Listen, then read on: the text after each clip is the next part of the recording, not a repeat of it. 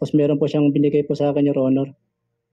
Ay ko bag po, pera po ang laman. Magkano? 1,000,000 po, isang bundle po na tig 1,000, Your Honor. So siya ang nagbigay sa'yo? Yes po, Your Honor.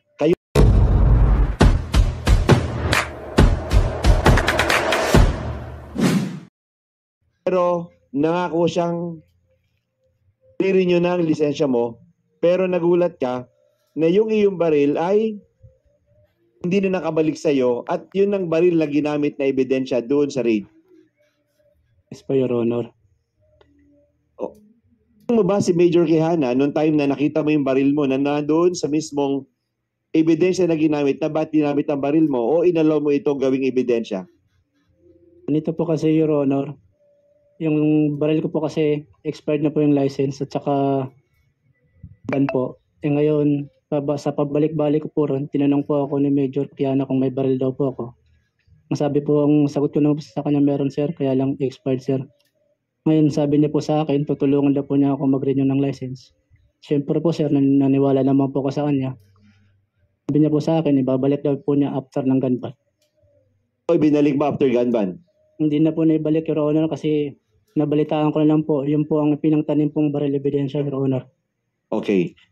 Ngayon tatanungin ko kayo, sino nagbigay sa inyo ng pera after ng operation ninyo? Si Major Quijana po, Your Honor. Magkano binigay sa inyo ni Major Quijana? Yung una po, 10,000, tsaka 1 million po, Your Honor. Yung 1 million sa iyo lang yon? Opo, Your Honor. Hati po kami ng kasama ko. 5,000, para saan yung 5,000? 10,000 po, Your Honor. At 10,000, para saan? Dalawa po kami nakatanggap ni Rainier po. Para saan yun? Panggastos-gastos daw po namin, Your Honor. Ba't nyo kailangan ng panggastos? Yun po yung binigay niya sa amin, Your Honor. 10,000 po muna, sabi niya po. Basta lang po ng inquest. Po ako ng office. Tapos meron po siyang binigay po sa akin, Your Honor. Ay ko bag po, pera po ang laman. Magkano? 1,000,000 po, isang bundle po na tig 1,000, Your Honor. So siya ang nagbigay sa'yo? Yes po, Your Honor. Kayong dalawa mismo ang dalawang magkaharap na ito, pera ito, ibibigay ko sa'yo. Yes po, Your Honor, dalawa lang po kami. Paano mo nasabi na pera ang laman? Kasi po siya, Your Honor, po, bago na po ako umalis. Para saan yung 1,000,000 na yon? Yun po yung pinangako niya po sa amin, Your Honor, na kapag natapos na po yung operation, bibigyan daw po niya kami, hindi daw po kami mawawalan, Your Honor. Okay. Ana, lahat ng turo ay sa'yo tinuturo, ikaw ang utak ng operasyon na ito. Yung sinasabi ni Michael Novicio na 1,000,000 piso na inabot mo sa kanya, anong galing ito? Your Honor, with due respect po. Wala po akong inaabot sa kanila, Your Honor. Alam mo, Major Quijana, napakasinungaling mong tao eh. Di-insulto mo ang talino ng mga narito sa harapan mo eh. Mo kaming pagpapaikutin dito dahil ikaw dito ang mastermind ng nangyaring ito. Ang galing ang perang binigay mo? Honor, deputy lang po ako, Your Honor. Deputy, DSOU. Your Honor, I'm just following orders, Your Honor. Wala po akong binibigay sa kanilang pera, Your Honor. Ibig mo sabihin, sinungaling ang witness mo dito? Malamang po, Your Honor. So, ibig sabihin yung video sinungaling din?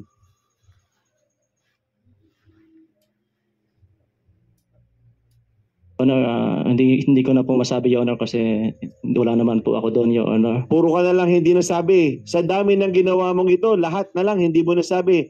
So, ibig sabihin, si General Mariano, ang kanyang obserbasyon bilang inyong boss,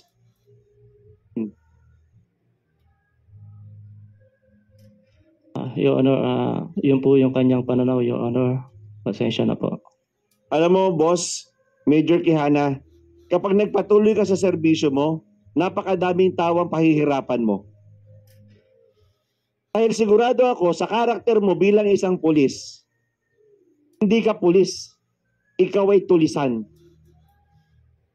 Honor, with due respect po, Your Honor. May 20 years in the service, Your Honor. Marami po akong nagawang mabuti, Your Honor. Napakarami po akong accomplishment. Hindi po ako tulisan, Your Honor. Okay. Congressman Arrogancia, no? Well, hindi namin talaga sinasabi na tulisan ka. Sinasabi natin lahat dito, meron tayong goodness in our hearts. But dito sa puso natin, meron din tayong somehow evil intent. Ang problem sa iyo, Major Quijana, you allow that evil intent to explore minds and in your heart. Kaya medyo nakukuha ko yung damdamin ni Congressman Arrogancia eh. Hindi naman to ganito magsalita eh. First time to na narinig ko ng ganito. And I must admit na I was comparing with Congressman Cope. Ano na rin, napikon na rin. Alam mo, dito kami, mga congressman dito, hindi kami nag-uusap-usap dito.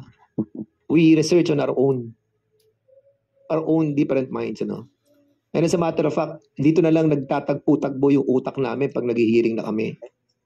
And the problem is, you continue on lying. Yun ang nahihirapan kami. We wanted sana na, actually ako, kagabi, pinag-iisipan ko na nga na i-release itong mga to. Ang problem, patuloy pa silang sinungaling. That's the reason why I gave you a chance a while ago. Tako kayo.